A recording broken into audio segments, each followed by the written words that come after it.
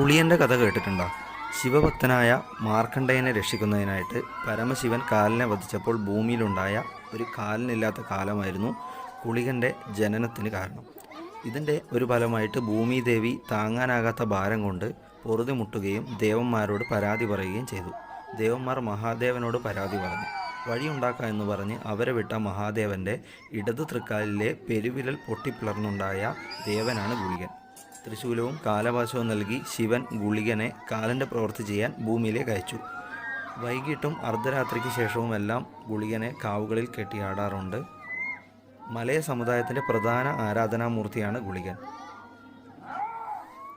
വെടിയിലും പുകയിലും കരിയിലും നാനാകർമ്മങ്ങളിലും വസിക്കുന്ന ദേവനാണ് താനെന്നാണ് ഗുളികൻ തെയ്യത്തിൻ്റെ മൊഴി.